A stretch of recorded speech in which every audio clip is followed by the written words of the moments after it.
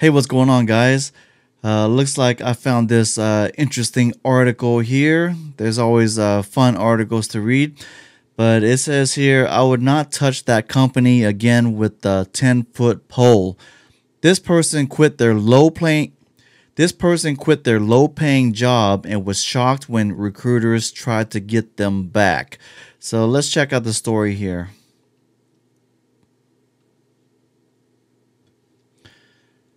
All right, so it says here, if you have a LinkedIn or other job search accounts, then you've likely had a recruiter slip into your DMs with some amazing opportunity. But have you ever had a recruiter from a former job reach out? Well, that's what happened to this guy, who we'll call SPK for short.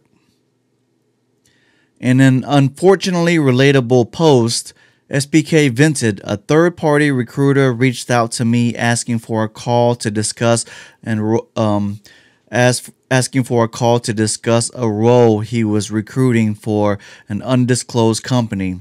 After going through my experience for about 5 minutes, he tells me the name of the company and the expected salary. It took everything in me not to laugh and hang up. It was literally my previous job at the company I worked for at 4 years ago for $16 an hour with a bachelor's degree. And now they were willing to pay $150K, very well over what I make now. Wow. How many of you guys ever had that situation where you worked a certain job?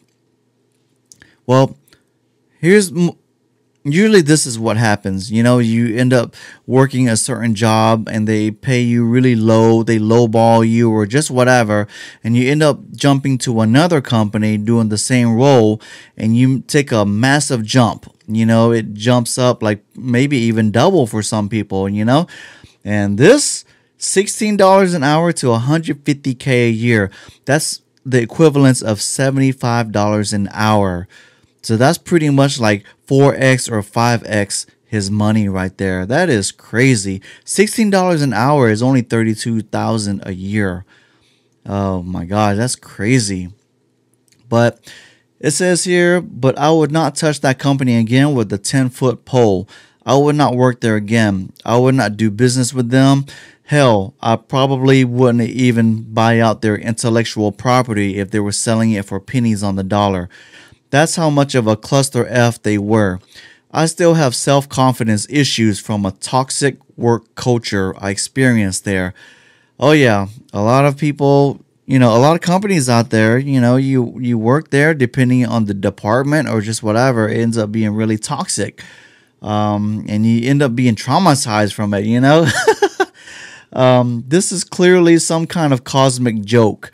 They wouldn't promote me when I was there, and now they want me back. They're either extremely desperate or just plain stupid, or probably both.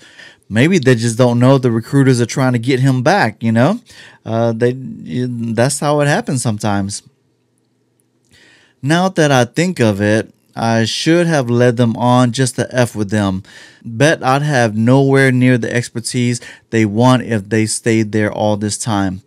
Truly, job hopping is the only way to get ahead. I did not think this would happen to me, but especially not so soon. Yeah, that's the thing. You have to job hop. If you stay within a company for so long, even when you jump roles, a lot of times, those increases aren't as much compared to jumping to another company. That's the sucky part, I also frequently get my old company trying to recruit me, except they offer less money than I made there, which was already rock bottom for the industry.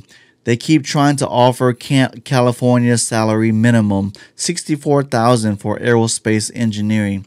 I'm not going back to 12-hour days, 6 days a week for a fraction of my current pay in an incredibly toxic environment. That's what a different guy says right here. So, and then this guy says, almost the same thing happened to me. My old manager texted me about all the new growth opportunities and how I should come back. Left her on red. Yeah. Okay. So here's another person says, accept the job offer. Leverage the new offer to find a similar position at a more competent, competitive company at that higher wage. Tell your recruiter thank you, but your services are no longer required. Laugh your way to the bank. Okay. Yeah, you know,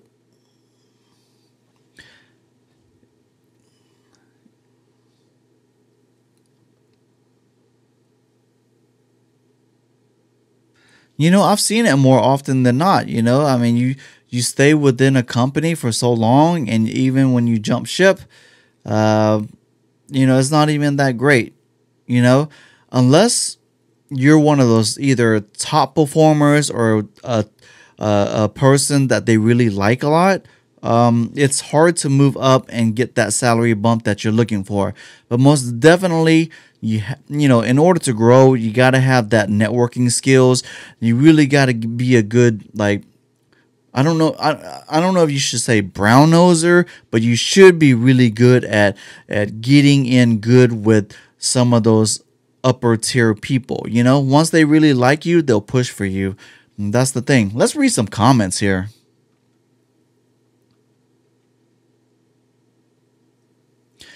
Throughout my career, I have witnessed new hires with less experience in education start out at much higher salaries than loyal and experienced employees. That's true right there. It's happened to me. They would bring in new people, college recruits or whatever, and they ended up making the same or even more than me. That left me really pissed right there. And it says here, and every time I resigned from a job, I got big jumps in compensation. That's the only way to do it, guys. Even though it's scary, you might be comfortable or you might be scared or just whatever. You might be lazy at jumping ship, whatever. But no matter what, once you jump ship, you realize like grass can be greener on the other side. An offer from a third-party recruiter is not an offer. It's an attempt to lure you back into the company's HR office who actually makes the real offer. Surely, once back within that system, the new offer will either be amended or rejected outright. Oh, okay. In my first professional job out of school, I worked my way up a few rungs. I thought I was doing pretty well. My boss, who was someone who cared for people rather than being someone to take advantage, shared that if you want to make bigger salaries, you have to move every couple or so years to another company. He said your present company, no matter how well you do, typically remembers what you came in as, not how far you progress. Hence your salary stays low with small raises. Best advice I ever got. Yeah, like I was saying, exactly. Even when you jump tiers to even when you jump tiers to a new role or whatever like that, the bumps aren't even that great. Yeah, it's great to you, but when you compare it to jumping ships to other companies, it's totally different. So you got to get perspective. And you got to stop being lazy, stop being scared about jumping ship. Some people, unless you just really love the company or whatever like that, so be it. Accept your salary as is or whatever. But if you want to make more money, you have to jump ship.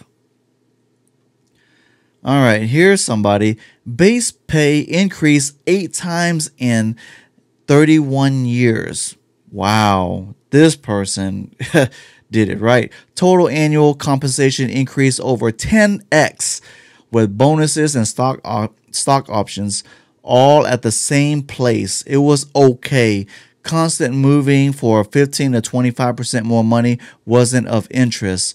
Do what pleases you. That's a lot more important than the wages for most folks. Yeah, I mean, everybody's life is different. Everybody's perspective and what they want is different. But this person, even though they stay within the same company, whoever was giving them these raises and job opportunities, they really liked them. All right. I worked at a job for 8 years. I finally made it to 25 an hour. 8 years and 25 an hour. That's the equivalent of $50,000 a year. So whatever job this is, okay, only to discover that some kid was hired with no experience was making $25.50 an hour doing the same job as him. I updated my resume, sent it out to multiple companies. In the end, I got another job that paid $15K more, and on my 1 year anniversary, I increased my salary by $10K. So we got an extra $25K right off the bat when he left companies. You know, $25K is extra $12 an hour. Yeah, kudos to him. You know, I mean, 8 years and only got bumped up to 25 an hour. That's tough. You know, 25 an hour is what usually like entry level college grads are making. So yeah, I mean, we could read this stuff over and over and over. It's all the same stuff. It's all the same companies. Here you go. I changed jobs several times during my career, and each time I made sure I had my skills up to date and had done something like get a new certification to prove it. When it came time to discuss salary, I refused to tell my current salary and said they should make an offer based on my skill. I held to this even when they said the company policy was required the information. Every time the offer they made was for more than I would have asked for and a lot more than what I was making. Yeah, good job on his salary negotiations. But anyways, if you guys have a story similar to this or some other crazy story in the job market, post it down. I want to hear it. I want to read it.